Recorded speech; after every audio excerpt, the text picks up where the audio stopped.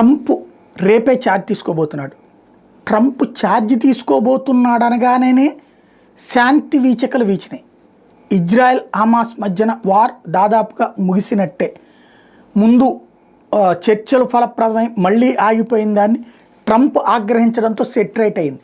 రెండో పక్కన ఉక్రెయిన్ వెనక్కి తగ్గింది, రష్యా సైలెంట్గా ఉంటుంది. తద్వారా రష్యా ఉక్రెయిన్ యుద్ధం కూడా దాదాపు ముగింపు దశకు వచ్చినట్టే.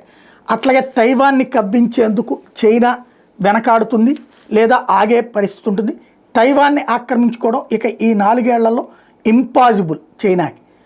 అదే సందర్భంలో తైవాన్ కూడా చైనా మీదకి ఏ యుద్ధ వాతావరణం చేయదు.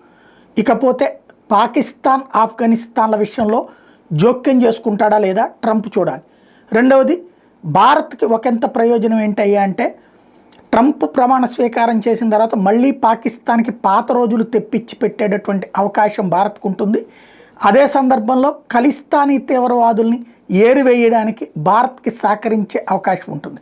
రాబోయే రోజుల్లో టోటల్గా 3 మాజీ అధ్యక్షులు, పలువురు దేశాధినేతలు, వివిఐపీలు అటెండ్ అవుతున్నారు. భారత్ తరపున జైశంకర్ పాల్గొబోతున్నారు.